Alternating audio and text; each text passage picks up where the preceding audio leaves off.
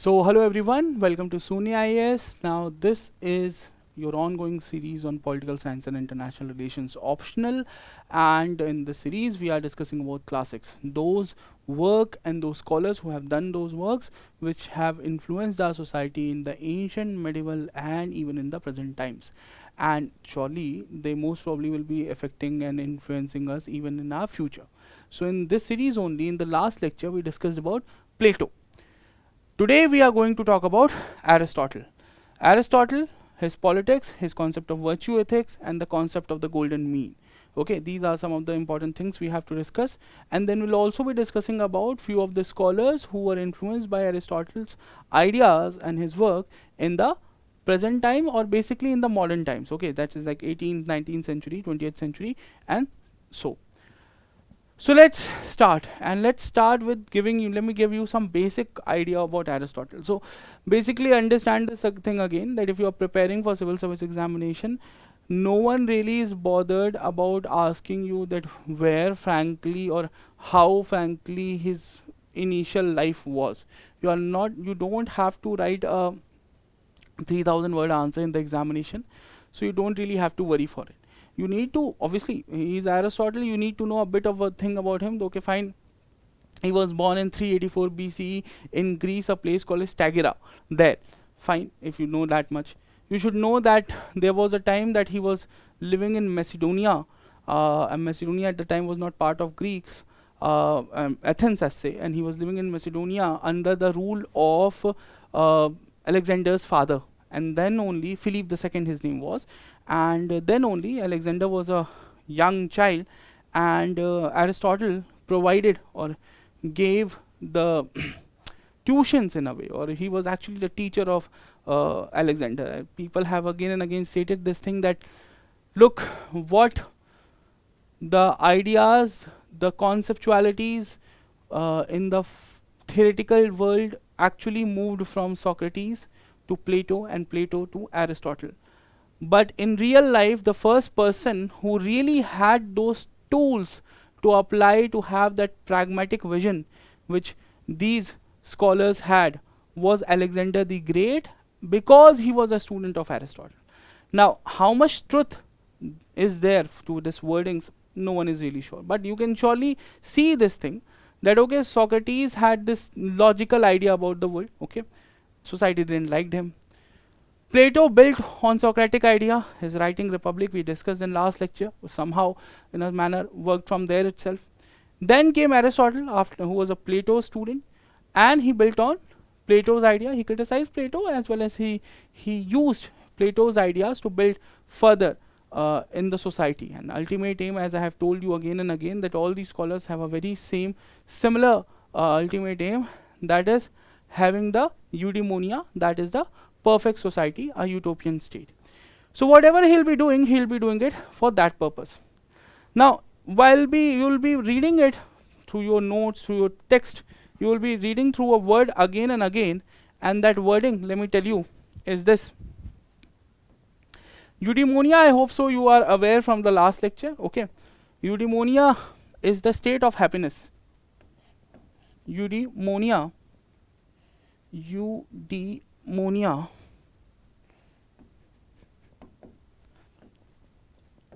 is the state of happiness. Okay, and that is something which is all these scholars are trying to achieve. Okay, but along with state of happiness, you need to know about one more thing, and that is a period called as the Hellenistic period.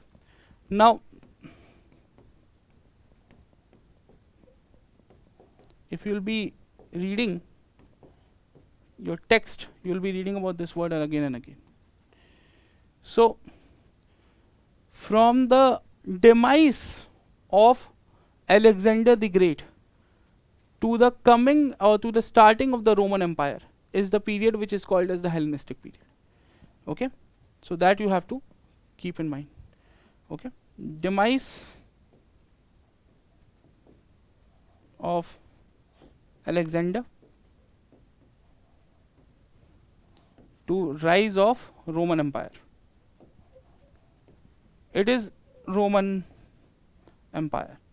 Basically, one of a bigger problem is if you don't have the idea of the chronology, you won't be able to formulate the things as such. I'll keep on telling, okay, Aristotle did this, he said that, he was living here. It will not make sense unless and until you have a proper sense of chronology. Chronology बहुत ज़रूरी है, ठीक है? So keep this thing in mind. चलिए. Now let's talk about some basic stuff which he said. I gave you some basic idea here itself. Now let's move forward and let's talk about a concept he propounded called as virtue ethics. Okay, virtue ethics. So what all we have to talk about now? Virtue ethics, moral virtues and character development, the golden mean concept of Aristotle, Aristotle's politics, and the purpose of the state. So the very first concept, that is virtue ethics. You have to understand here that how you must be aware of the word virtue, which is used very familiarly in our society. There is a concept of ethics, there is a concept of morality, but how Aristotle saw it. Aristotle saw it as if having good behavior and following it, practicing it continuously over the period of time. Okay, habits or practice which are developed over a period of times are virtues. You should be good in the society, therefore it will be good virtues. Okay, now if the virtues are ethical, that is how it should be. Ultimate goal of a life, okay, ultimate goal of your life is to attain happiness, and happiness will be only attained if the everyone is behaving in a ethical virtues. Okay, everyone is behaving in a ethical virtuous manner, and so everyone will be happy in the society, and that's how the society will exist. Now the most important thing is how you will create this situation of happiness for everyone, because that's the whole problem. ये तो आपको भी पता है, ये तो मुझे भी पता है कि अगर if the whole society, everyone start behaving virtuous, everyone start behaving in a ethical moral manner, फिर तो प्रॉब्लम ही खत्म हो जाएगी भाई. those who are doing like stealing from someone, or those who are killing someone, or these people are anyway doing unethical job. Before illegality comes the unethicality. Okay, so the whole problem is this only. If everyone started behaving in a virtuous manner, the attainment of eudaimonia will be easy. The problem is people are not behaving in that manner. Okay, we'll talk about that what he was talking further. But then you also need to understand that he came up with the concept of golden mean. Now what is this concept of golden mean? Let me explain this thing to you. Golden mean.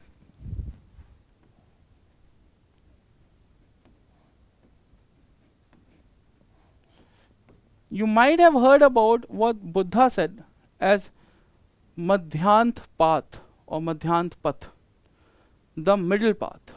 Okay, the golden mean is actually very similar to it, but it's a Greek idea. It's saying that between the two extremities, one is the deficiency of something, and one is the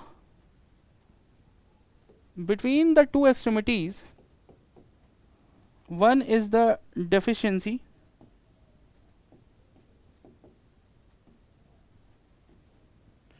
another one is the excess. Fine, one is the deficiency and one is the excess. There is a mean point where things can be optimized. Okay, this point of optimization is where you have to be. Okay, this point of optimization is where you have to be if you know that in your life, in your society, how you will maintain this optimum point at all time. You will be able to attain that bliss, that space of happiness, which will, if combinedly taken by for all of the people, will lead to the space of or place of eudaimonia. Okay, so how you will do it? You will be able to attain this particular place by behaving in a virtuous manner, by doing virtuous action. So, virtuous action. Fine. So that you have to keep in mind. Okay. Now, that's a very basic idea of golden mean. This is also very similar to the Buddha's idea. Again, Buddha was also saying this only, that there are extremities on both sides. Buddha's idea is even bigger than Aristotle's idea, because Buddha is saying that extremities exist on all levels, and only happiness is not something which Buddha is talking about. Okay. So Buddha's concept is even bigger than this, but that is not the point of discussion here. I'm just trying to make you understand in a better manner, and that's why I gave you this example. Now, once you are aware with the idea of golden mean, let's talk about idea of Aristotle's politics. Okay. So when you are going to about politics, we are going to talk about the polity, the state. Now Aristotle is someone who was living in a city state. Aristotle even went on to frame a constitution later in his life for a city state, but he is living in a city state, Athens.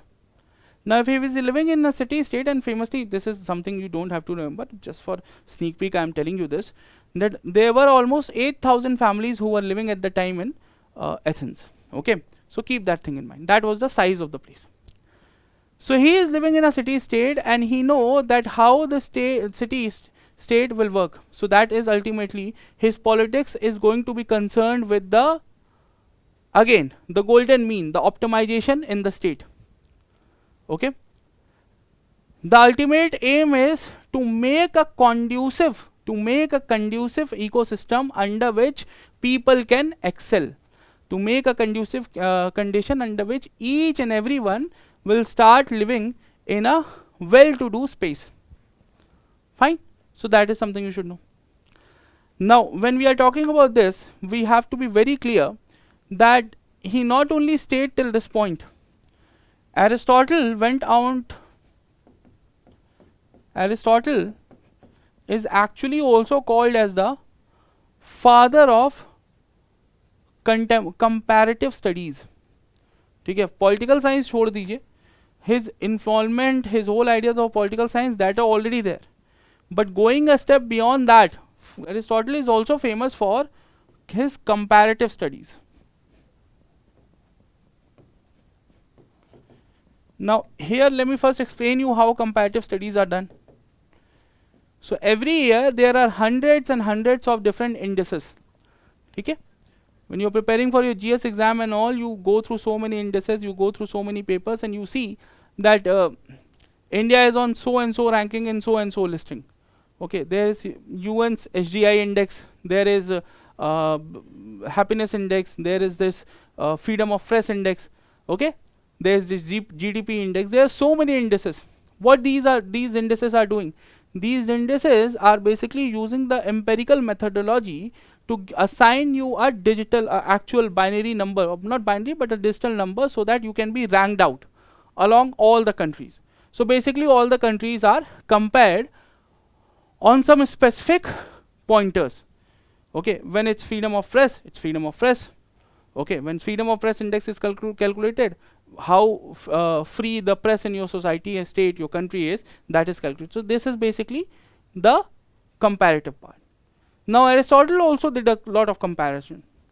Okay, all the constitution, it is famously said, that which was known to the Western world was studied by Aristotle.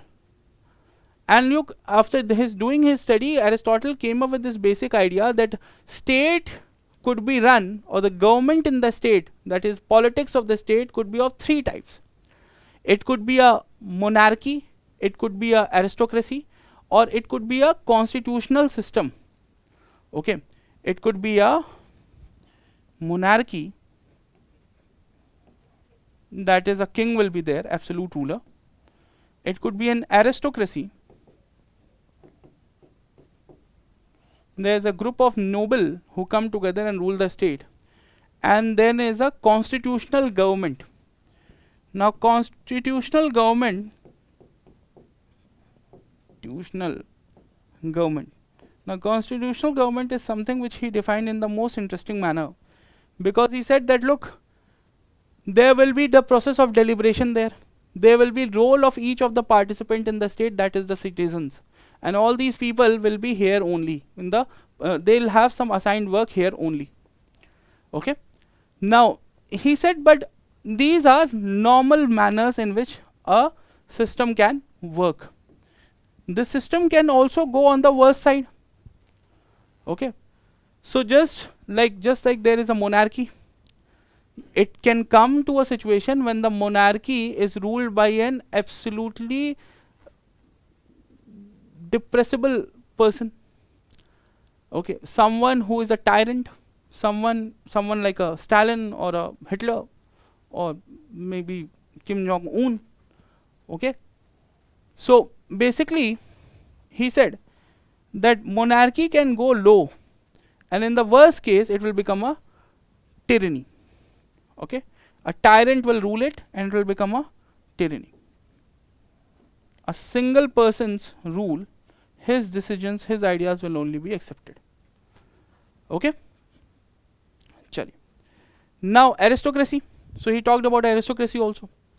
About aristocracy he went a step further and he explained what he said, that even there is a problem with aristocracy. Aristocracy means there are few people who are in the decision making position, and they frankly decide what will happen in the society. Now those people have to be decided. How they will be decided? Aristocracy can also be there in the works of meritocracy, but if you are using meritocracy, that aristocracy will be changing after a while. Who is meritorious, they will come to power. Who is not meritorious, they will remove from the power. Now in this aristocracy there are a group of people who just stay in power, don't go anywhere. It will evolve into an oligarchy. Oligarchy. You might have heard about this word a lot while this Russo-Ukrainian crisis is going on, that the Russian government, or to be precise Vladimir Putin, has a group of people who are basically the Russian oligarchs. These are the people who ended up with all the state resources after the disintegration of Soviet Union. All the big industries and everything was given to these people who were coming from nothing. And frankly, it is not even that they were capable. They just got the control of the things. Fine. So that's one. Oligarchy comes from him. And then he said that actually this constitutional monarchy can go worse and it will change into a democracy. Yep, this is right. Democracy is something which is again criticized here also. By Socrates was a supporter of democracy. Neither Plato nor Aristotle were supporters. Fine. In democracy also Socrates was ready to criticize a lot of problems. Okay. But Aristotle outrightly stated that look, constitutional government can go to worse form in when it forms a democracy. Now this is important over here, that I will tell you that what all criticism about democracy was stated by Aristotle. Okay. So this is really important. Aristotle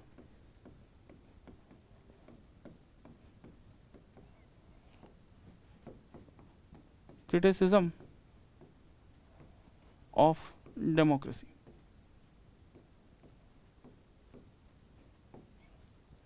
Aristotle's criticism of democracy. Number one, Aristotle said that look, in a system if the decision making ends up in the hands of people at large, the people at large don't really have the knowledge of all the constraints. Okay, so if you don't know any specifics about a particular case, how you are making the decision about it? Okay, so what will happen? The people will then get impacted by their subconscious. होता भी है. Why you are voting someone जिसकी शक्ल अच्छी लग रही है? He speaks well. I know about him. He used to do this, and that's why I voted for him. अरे भाई उससे क्या लेना देना? but that is how it works. So Aristotle was highlighting this problem only in a democracy, that look, people, when they don't find the real reasons, they start behaving with their selfish interest at hand, the immediate selfish interest. So instead of asking for the political parties, as in comparison with the present times, with their what their manifesto is, or how much part of their last time's manifesto the party has implemented, people will now vote on the basis of caste, religion, okay, or in favor of small time doles. Okay? So these are the things which were threats which were highlighted by Aristotle only, that people will be influenced by small time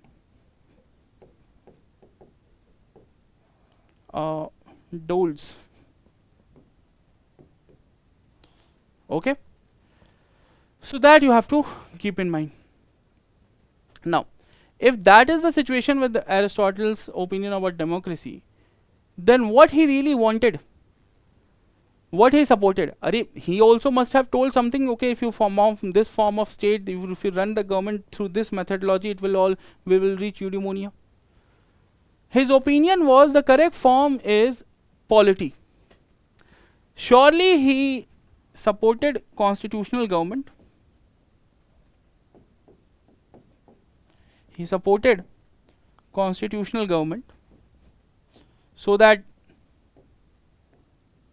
there won't be a absolute ruler and there should be a rule of law kind of a thing.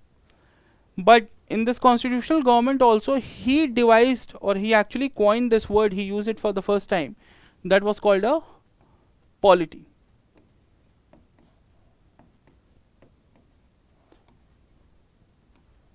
Okay, he coined the word and he came up with this idea of polity. And he said, what is polity? Polity is the best form of constitutional government. What is polity? Polity is the best form of constitutional government. Okay, why? Because it is going to balance the two extremities. Okay, it is going to balance the opinions of many against the threat of the few. Okay, it is going to balance between majorities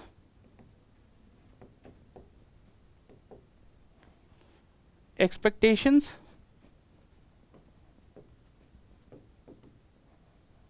versus minorities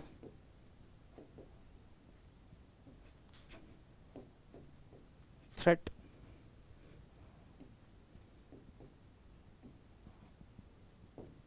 Okay, and that majority minority thing, I'm not specifically talking about religion. Majority minority will be on all the sides. Okay, whether it is on economic lines, whether it is on the religious line, whether it is on the caste line, all the places there are these things. Minorities are always threatened. You will see that most of the thing, not only religious, not only caste, not only economic, all the places you will see those who are in minorities will be more repulsive. Why? Because they have more to lose. They are more threatened than the majority. Now, very big problem in democracy, which we're discussing in the last slide, was also this, that democracy is the not only rule of demos, but it actually means, ये तो कहने की बात हो गई, it actually means rule of the majority. If someone has 51%, they are in majority. Okay, and that's where the problem starts. Now that's the problem of democracy, because you have to consider other things also in the perspective. Okay, so in polity there is space for all. Okay, rights of the minority are secured by in the polity against the will of the majority. Okay, rights of the minority are going to be secured against the will of the majority. Will of the majority have to be implemented, otherwise majority का फायदा ही क्या है? But the constitutional system, it has to be maintained. Okay, and that is where Aristotle's idea come in. So the best form of governance system suggested by Aristotle was actually a constitutional system, which was a evolved and better form of democracy. Okay, so that is what you have to understand, and that was called a polity. Okay, so this much I hope so you understood. Next idea which we have to discuss, let me check. Purpose of the state, I explained. Different form of governments we discussed. Connection between virtue ethics and politics, that is something we have to discuss next. So let's discuss this idea.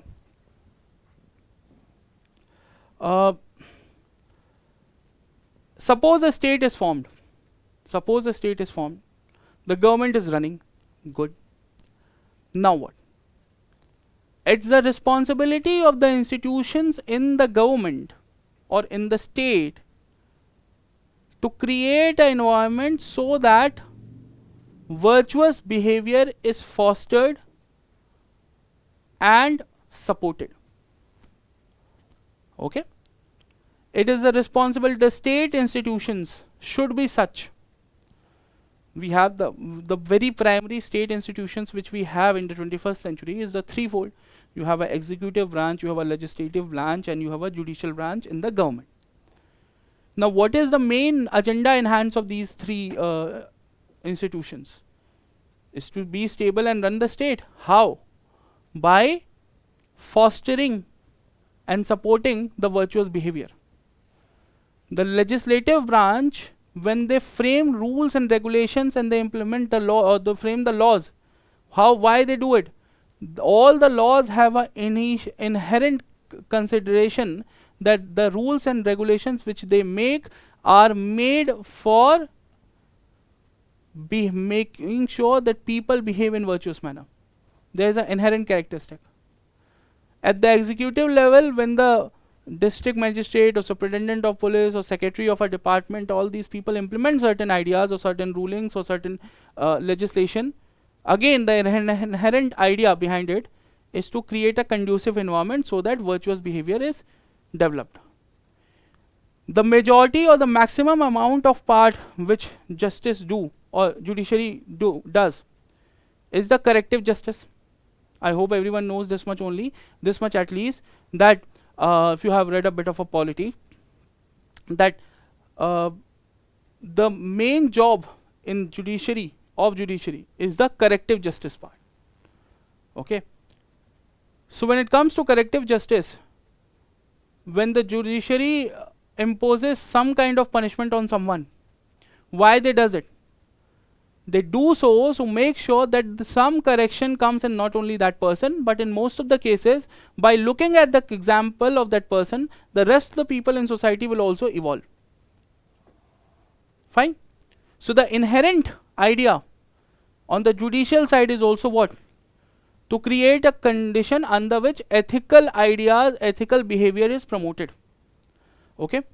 So laws and institutions and all the institutions are focusing on creating a conducive environment, a conducive ecosystem under which system can be, or the whole more ethical behaviors can be developed. Okay. Now if you need to understand the final important idea, that is legacy and influence of Aristotle's ideas. Who are all those scholars who have got influence from Aristotle? Okay, this is the picture of John Rawls, that is Alexander MacIntyre. Okay, all these people in the 20th century are very much influenced, but not only these, there were others also, and we'll discuss them one by one. So let's discuss one by one. Let's start with the very famous Christian theologian Thomas Aquinas.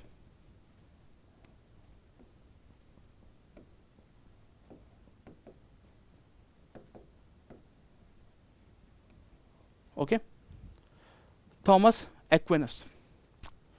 Christian theologian, 13th-14th century, nearby. What specifically he did? He is coming from a Christian theology. So faith in God is a very important part for his ideas, his theory or his theology.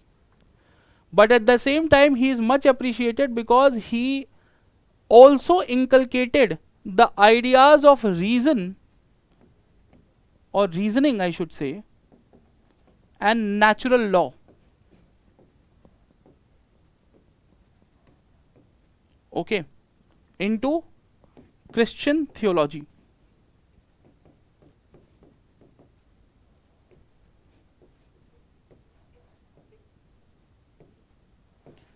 The most famous work of Aristotle, the Nicomachean Ethics. Nicomachean Ethics was dedicated to by Aristotle to his own son, okay, Nicomedes. And in this work, the ideas, the principles which were propounded, or the behavior which was suggested by Aristotle for the people at large, was actually used by Thomas Aquinas in his writings. So he inculcated it along with the Christian theology, and that was really helpful because the 13th and the 14th century European society was not at all going to leave Christianity on a side. But अगर Christianity के साथ थोड़े से कुछ pragmatic ideas दे दोगे, so it is going to be accepted. Fine. You need to understand that the influence of Aristotle's idea was so much that for a very long time, theology, for a very long time, the ideas or the ethics and politics were considered to be same in the Greek society. Okay, that is totally a different idea. ठीक है, ये दोनों oxymoronic words हैं, ethics or politics, but not in back in the day. Now, next scholar which we have to discuss, his name is Alasdair MacIntyre. Alasdair.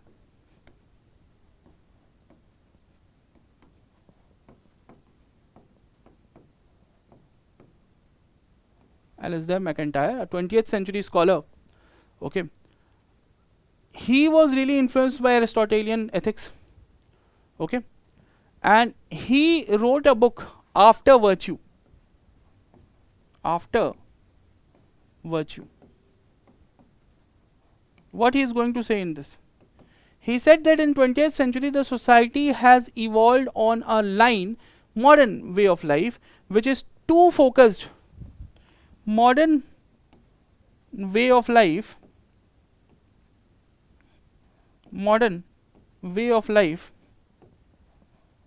is too focused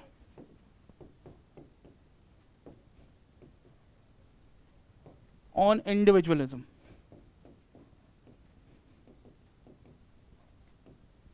And that is creating a lot of problem in the society. The traditional values which were suggested by Aristotle, he called for bringing it back. He even called for bringing in the practices of the rituals. He even called for creating conducive environment so that virtues can be cultivated again. Okay, and that is something you should keep in mind. Okay. He also said because of too much individualism, the moral authority of the community has been lost. It will be brought back only by moral reasoning, which can be attained by going through the Aristotelian ideas. Okay, so that you have to keep in mind. Now the next scholar who got influenced from Aristotle's idea was Hannah Arendt. Okay, Hannah Arendt. Now what Hannah Arendt did? So Hannah Arendt wrote a book called as The Human Condition.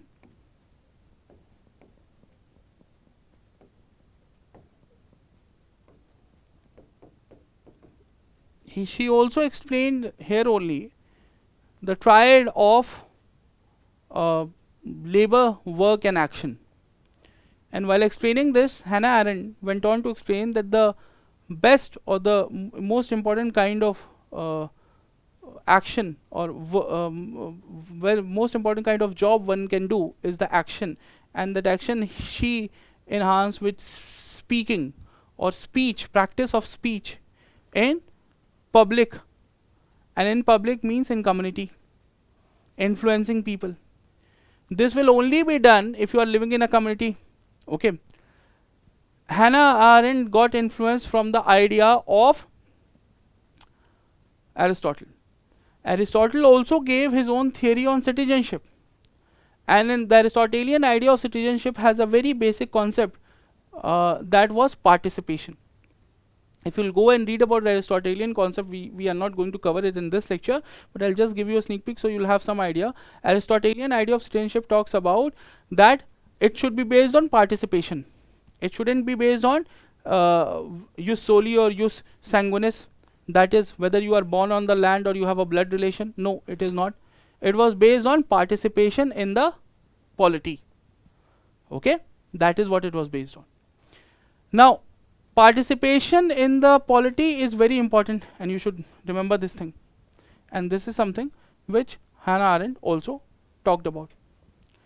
Now, the importance of plurality and diversity is something which has been highlighted again and again by Hannah Arendt, and in this also she got influence from the Aristotelian idea. Okay, so keep that thing in mind. Acha, she also Hannah Arendt also came up with another concept called as natality. Natality. Okay, this word evolves from the word natal, and that is from the beginning.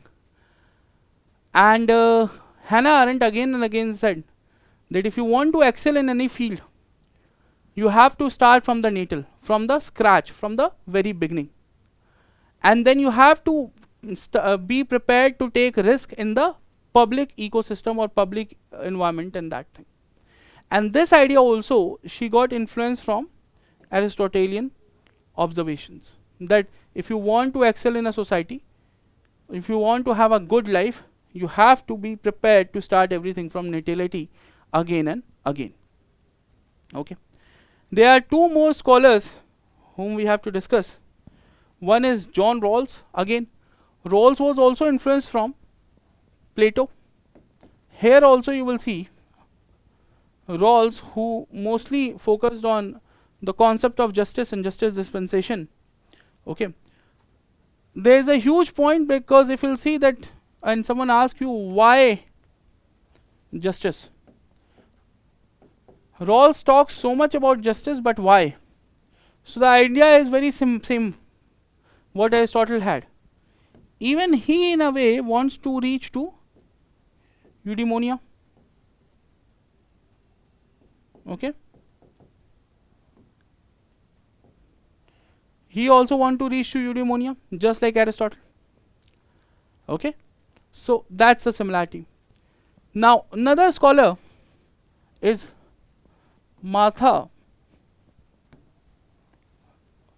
Nussbaum. Nussbaum.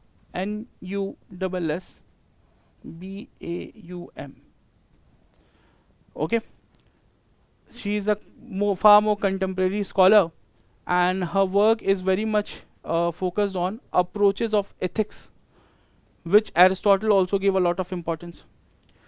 Her ideas were partly inspired by Aristotle's idea of human flourishing. Again, so you will see that whether it is Martha Nussbaum or Amartya Sen, all these people are someone who are focusing on individual capacity building. Individuals capacity building, that you create conducive environment where individual can grow. If you create that environment, that individual will grow and they will sustain themselves and create a situation of happiness. And if you do it at a larger level, the eudaimonia will be achieved, because the whole society will be in the state of happiness. So that's where Nussbaum is coming from, and even she was inspired from the Aristotelian idea. So these are few of the scholars whom you should be aware of, who were inspired from Aristotle. Fine. So basically we discussed in a way in legacy and influence of Aristotle on a Thomas Aquinas, Alexander McIntyre, John Rawls, Martha Nussbaum. Okay, yeah. So that is something will give you a basic idea of Aristotle. Now I am very much aware of that people will tell you, "Acha, this theory of Aristotle, that theory of Aristotle."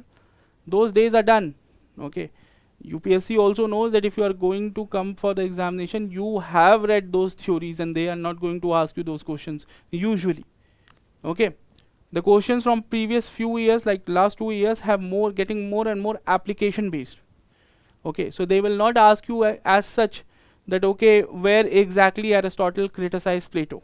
There might be a situation, but usually the chances of the question coming that what were the major criticism of Plato done by Aristotle won't be asked. But the chances that how the modern and the postmodern scholars got influence from Aristotle is much more. And that is something I am focusing on. I hope this set of pointers gave you a basic idea about what are more important and new thing when we are going to discuss someone like Aristotle. Now let's gather again in next lecture, and this time we'll talk about Machiavelli and then we'll further talk about other scholars. Thank you and have a nice day.